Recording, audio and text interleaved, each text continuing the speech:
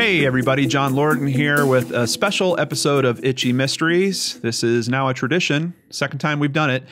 This is our annual recap where I have looked at all of the Itchy Mysteries episodes that we have done this year, and I have made my personal list of my top 10. And we're going to go through that, starting with number 10 and working all the way up to the one that I think is the number one itchy mystery for this year. I hope it might be helpful to you. If maybe you haven't seen all of these, maybe it'll kind of be a reminder for you to check some of these out. And if you want to check out last year's selections, I'm going to have a link to that in the description box below, so you can do that. Also, stick around towards the end of the episode. I have a very special announcement about one of these films on this list, so you don't want to miss that. And I know some of you are probably wondering, John, why are you doing this? There's still next week before the end of the year. I'm actually going to take some time off next week. I know originally I told you guys I'm going to take Christmas Day off and New Year's Day off. I'm mixing that up. I feel like I need a little bit more of a recharge. So all of next week I will be off. But the following week, New Year's Day, I'll be back. So essentially, you're only going to miss a couple of extra days, and that's going to give me a nice long dose of relaxation, recharging, and all that good stuff I need to head into the new year and a whole new year of mysteries and missing persons cases and itchy mysteries. So with all that being said, let's go ahead and start the countdown, starting at number 10, the overlooked suspect. OJ is guilty, but not of murder.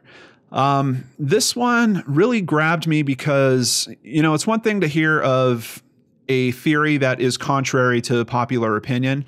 It's another thing to see so much compelling information wrapped in with that theory. And this documentary does a really good job at laying that information out. I know this is a divisive issue. I know there's a lot of people out there that are just convinced that OJ is guilty, and in particular of the murder.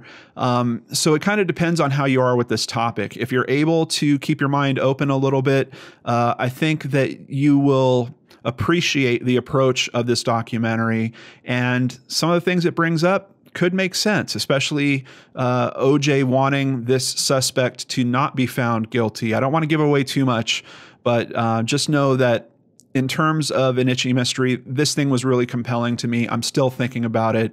So it's on the list, number 10. Moving up to number 9, Bloodsworth An Innocent Man. So this is a film that is about basically the first conviction that was overturned using DNA evidence. And it's important. That's the main reason why I included it on this list. It's a bit of a heartbreaking story watching what this man goes through to get to the point where the DNA is ready and available and there to help process his case and to get him out of being falsely imprisoned. It raises some interesting questions about that, just about our justice system in general. How many innocent people are there? Enjoyable, but I put it more on this list because I really think it's important. If you're into criminal justice at all, you really need to check out Bloodsworth An Innocent Man. Murder on a Sunday Morning. This one really stuck with me, in particular because of the questions that it raises about eyewitness accounts and about racial biases. And it doesn't drive into the racial biases too hard. It's more about the eyewitness accounts, but it really made me think twice about eyewitness accounts and how reliable they may or may not be. I mean, in this instance, you had a man that was literally feet away from the guy that murdered this man's wife. And he was convinced he knew who this person was. I don't think it blows it to tell you guys, but by the end of this film, you're really questioning if he is accurate or correct about that information. So Murder on a Sunday Morning, another film that certainly stuck with me, and that is number 8 on the list. Number 7, Just Another Missing Kid. Heartbreaking tale. It's by The Fifth Estate, which is a show that I'm really getting to appreciate in part because of this documentary. Really taps on a bunch of the different emotions and issues with having a missing person in your life. Obviously, you guys know how much I care about that topic. If you are interested in that topic at all, I really suggest you check this out. It's also a little bit of a time capsule piece. You're going to see some older footage. It's going to take you back a number of years. That's something I always appreciate about documentaries, if they can, you know, help us understand a different time a bit better. And this one hits that note. Not super strong, but it definitely touches on that quite a bit. At number 6, I have Enlighten Us, which is about the self-help guru James Arthur Ray. It is about him having an event at a sweat lodge where several people die. And I put this on the list, first of all, because it's such an interesting look in terms of humanity of this guy, James Arthur Ray. It's almost like a redemption story. Like, you know, he went through this horrible tragedy, served his time for it. He came out the other side and he's trying to rebuild and reassemble his life. And it's interesting because in most redemption stories, you know, we see fictionalized accounts and of course they always have the big happy ending. And this one is a true account. So it doesn't necessarily have that big, sweet, happy ending. And it really leaves you with questions about that whole path to self-redemption, especially for someone that is so versed in self-help. And for me, it's also kind of a dialogue about the blind spot within all of us. I think all of us have this kind of strange blind spot towards certain aspects of our own character. And I left this film wondering, does James Arthur Ray really understand himself all that well? Or is he just retreading his past over and over? And is he going to fall into these same pitfalls time and time again? Really interesting character piece. Outside of that, just the tragedy of the sweat lodges, understanding the logistics around that. And it touches me personally because I've reviewed a lot of self-help material. I know about these types of events and things like this. And I don't know, it really seems to me like there was some common sense approach to all this that could have been implemented and it wasn't. And because of that, we have this tragedy. And once again, that question, does James Arthur Ray really learn from his own experience, is a big question that I still don't know the answer to this day, but very interesting.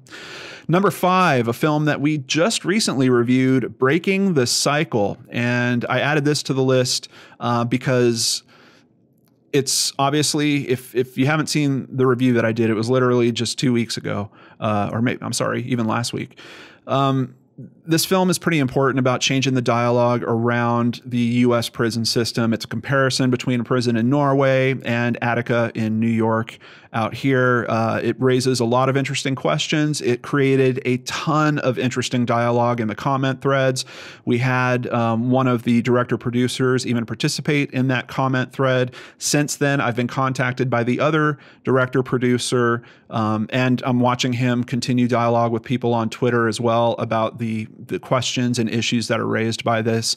I think it's important conversation to have. I think they raised a really interesting point, and a lot of people that have contributed to this conversation have demonstrated to me how tough of a conversation this is, in particular with our kind of worldview from a United States point of view, for what we see as good and bad and how people should be treated if they are labeled bad. So very interesting film. I highly recommend you guys check it out. It's only about an hour long, currently showing on Netflix here in the US. Really worth your time. And I'm telling you, it's going to leave you with a bunch of questions. Bumping up to number 4, The 7-5. I look back at this and I just think, what wasn't to like about this documentary? We've got extremely strong characters to the point where they almost feel fictionalized. I mean, they're just rich, deep characters, and they happen to be police officers who go corrupt. And that's what's really interesting about this documentary, the access that they had to people, the honesty that these people had about what was actually happening and what was going on. And then you wrap all of that up in this context of a historical point of view on a section of New York. So it does also have that time capsule element that I'm talking about. But it's just a really compelling story. It really grabbed me. You know, I think especially nowadays with how much dialogue there is in popular media about police officers, and are they always on the up and up? Are they, you know, at times working for their own interests? This certainly hits a lot of notes on that. just a really important piece. And I really love the whole historical view of New York. I've only been to New York a couple times in my life. And obviously now it's a lot different than it was in the 80s when this stuff was going on. So very interesting, very good documentary. And I'm really happy to have it on the list. But it's only at number 4. And I got to tell you, this was a pretty good year for the documentaries. When I was looking through this list, I mean, it slammed together really quick and really easy. And to have that one all the way down at number 4 shows how competitive this is. This is a really good year for Itchy Mysteries. At number 3, Catching a Killer, The Wind in the Willows Murder. Now, this works for me on a couple of viewpoints. Once again, you have that element of a documentary that transplants you, but not to a different time, to a different place. This takes place in the UK. This shows you a bit how they operate in terms of handling a crime. And what I really appreciated about this film was it is essentially a textbook investigation. It's almost like watching, if everything went perfect in a murder investigation, how would it come out? And I'm sure everything didn't go perfect, but just the way that it's presented with this documentary, the way that the information kind of cracks out, and it literally follows a very logical, progressive from point A to point B to point C to point D. And on top of that, the filmmakers had amazing access to the investigators. You get a good dose of these people's personalities, how much they care about the case that they're working. And it's also got this kind of, in one way, it feels fictionalized because when you find out why this person was killed, it sounds like something from a television drama or something like that. It doesn't sound like reality. They even talk about that in the actual documentary, but really good piece, really well produced. I really enjoyed it. That's our number 3. Number 2, Tower. Now, this is about the shooting that happened in the 60s at a university in Texas. Of course, we've had a lot more of these types of shootings in the U.S., but there is something very special about this film in that, first of all, it's showing us an example of something that has become pretty... I don't know what the right word is, but it's happening very frequently nowadays in U.S. culture. And this is a very early example of it. Outside of that, this is the most interesting and what I would consider the best bridging that I've ever seen of facts and a documentary approach used with fictional information and kind of having all of that infused. It has the craziest art style that I've ever seen. I think I could say that I've ever seen. It's got this kind of overlay where it looks almost like a cartoon, but it's like it's being drawn on top of real photographs. I know that we've seen that in some other like Hollywood movies and some other places, but using it in a documentary style is very, very interesting. And then incorporating actors that are rereading the actual words of people that were involved with this. It's all done in a very respectful way. And it would be so easy with this film to go wrong with that and to try to do some horrible reach for attention and try to, eke all these emotions out of the viewers. It doesn't do that. It really treads the line between trying to get you the best information, but giving it to you in a very visually interesting way. I really, really appreciated this. And if you look into how this film was made, it's amazing. I mean, there's a lot of this stuff that was like shot on an iPhone, shot with a green screen, basically in the director's backyard. The making of this, they should probably have a documentary just about the making of Tower as well. It's really good, and quite honestly, it's a serious contender for number 1 for me on here. But there was one film that edged it out, and I'm kind of surprised because we're back to the topic that we started this whole list with. OJ Made in America. This documentary, this is a traditional documentary, but it is done with an amazing scope. It's broken out into, the way I watched it, it was broken out into 3 pieces. I think each piece runs about 2 hours long. So it's a pretty considerable time investment. But what you're going to get from it is not just the few small things that you remember from the news coverage or the trial coverage from OJ. You get a very comprehensive, rolling all the way back to I think it actually goes all the way back to the Watts riots in the 1960s in Los Angeles. You get all this history about kind of racial tension that has been going on in Los Angeles with police, it's got so much to it. It has that time capsule thing I'm talking about. If you're from the area, it really moves you in an interesting way. But I think even if you're outside the area, the way that they're showing you Los Angeles, at least that side of Los Angeles, is really, really interesting. It's historic to me. If there was one of these documentaries that I said that I would, if I could wave my finger and say there's one documentary that should be shown in every high school, I would say it's OJ Made in America. And it's not even because of the OJ case in particular. It's about all the backstory. And then it's also got this great theme about the media as the OJ case was happening and how they were interpreting it and relaying it to the public. It's got some interesting dynamics about people in power. It's so full. I mean, if there was one thing that I liked about every itchy mystery on this list, I think OJ in America has a little bit of all those things in it. It's artistic, it's historic, it's comprehensive, it's full of facts, it's got great access to people that were actually experiencing this. It's really, really strong. I'm really happy that, once again, that I was able to move those little personal blocks that I had around and to be able to dive back into this material because it was worth it. And that is the number one on my list for 2017. So outside of that, I just want to give some quick mentions to other ones that were really in the consideration there. The Blackwell Ghost. In terms of the fringe stuff that I've reviewed, the Blackwell Ghost was really close to cracking into this list.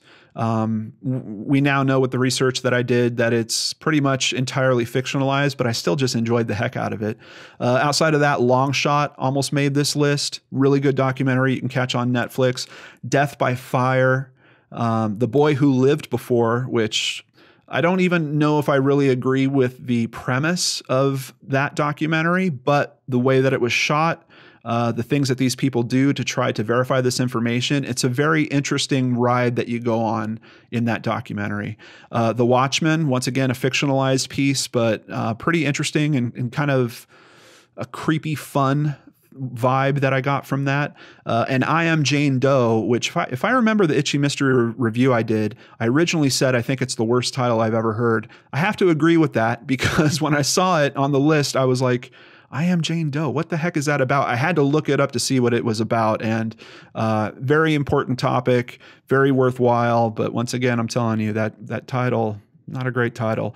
I also, as I was going through the list, had a reaction to one. And I didn't do this last year, but I kind of wanted to think if one of these was going to get a Raspberry Award from me, what is the one that I appreciated the least?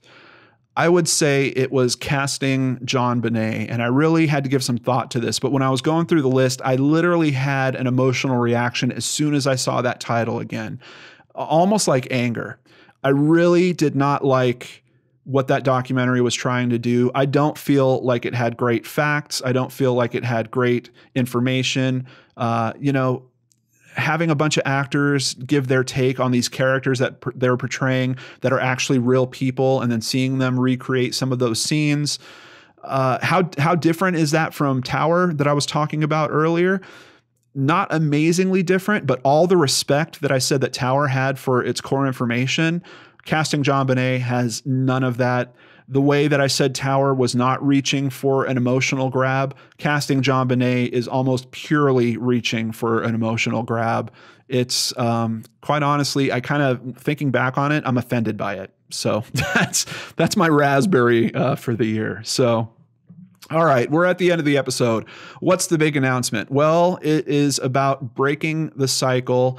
Both of the directors have agreed to be interviewed by me in a live Q&A situation. So the way that it's looking right now, that's going to happen on Friday, January 5th. I believe that we're going to go live probably around 12:15 Central Time. If that changes at all, I'll let you know here on the channel and on Twitter. But it's looking like that's the time we've got lined up. And I hope that you guys will be there. I know this is a big conversation. I know there are many different perspectives and points of view that you guys want to share about this. This is a great way for you to share those points of view. directly with the filmmakers and to get their feedback, because I know that they didn't get all the information that they wanted into that 57-minute documentary. It's going to be really interesting to see what other information they could provide to us as well about these very interesting points that we're going to discuss. So be there, mark it on your calendar, Friday, January 5th, 12:15. I know that's a weird starting time. I might just go ahead and start it at 12 and just kind of chat with you guys for the first 15 minutes. It's the first live Q&A we've done in a while. So I'm really excited about that. And I'm especially excited about having these gentlemen there. It's been, just looking back at this past year, it's been really cool that the channel has now gotten to the size where it's a regular thing for the filmmakers to notice when I do a review. It's a very regular thing for the families of missing people to reach out to me for interviews and all that. It's an honor of mine in a way that I now have access to have these types of conversations. So I hope that you'll join me for that. And let's talk about that U.S. prison system and all the different angles on it directly with the filmmakers, January 5th. Thank you so much for spending time with me here on the Itchy Mysteries annual wrap-up. Hope you guys enjoyed it. Like I mentioned, we'll be off next week, but I'll be back after that. We'll have a brand new, fresh Itchy Mysteries first week in January. Take care, everyone, and I'll see you back here tomorrow on the Lord and Arts channel.